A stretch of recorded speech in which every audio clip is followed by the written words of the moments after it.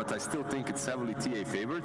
We'll see if Limp will have the same impact that's expected from him, that he usually has on this puck. Well, I mean, Limp is a very, he's a talented player. He's played a lot of TA. Maybe he really knows this matchup well. He's going to be able to make something happen. But I do believe that he's going to need some assistance.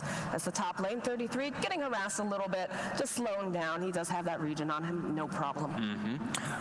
Also, one other thing that Notel was talking about is Darkseer, his Iron Shell, and his ability to get strong early on.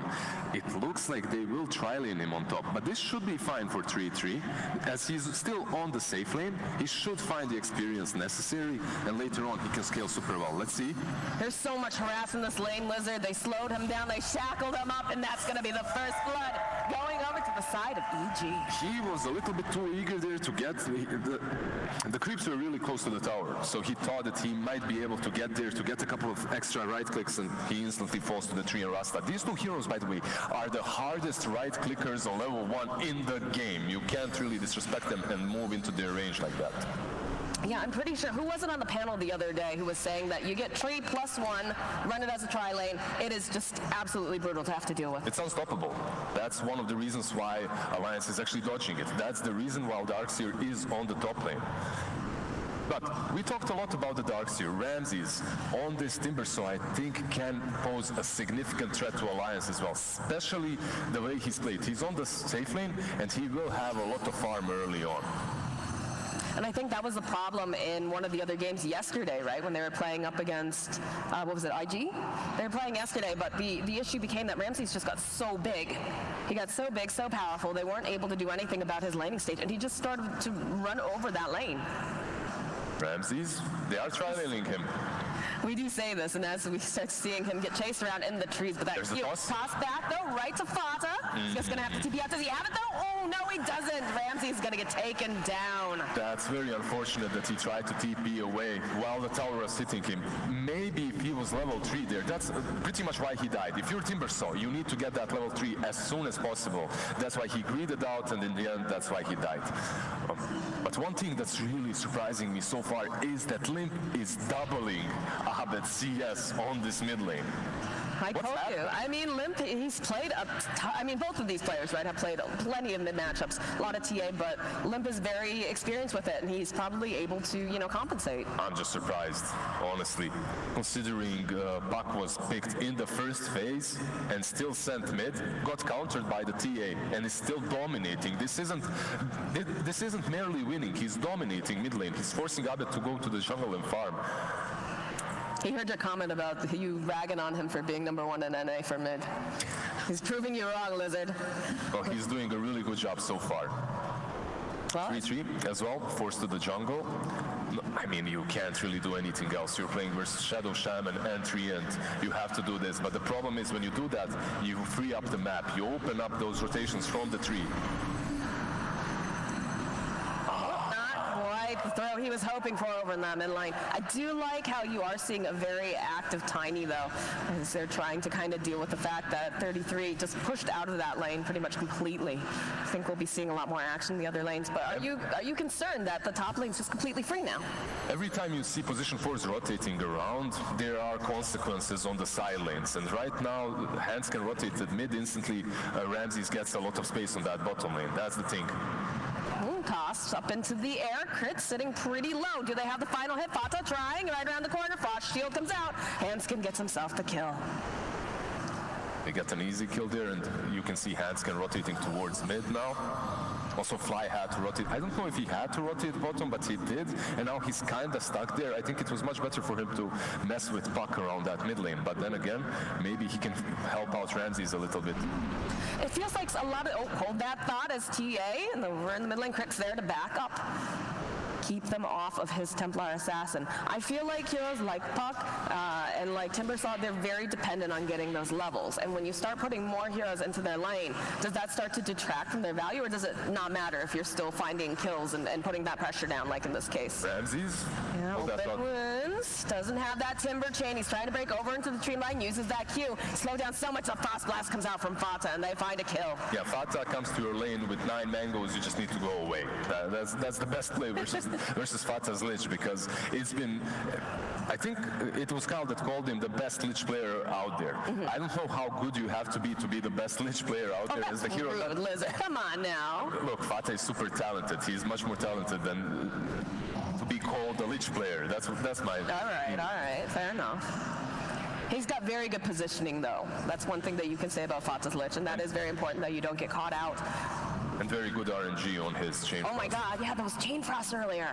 What was that, 8? I think I counted 8 bounces. I never get that kind of luck, man. It's skill. Clearly, something I lack.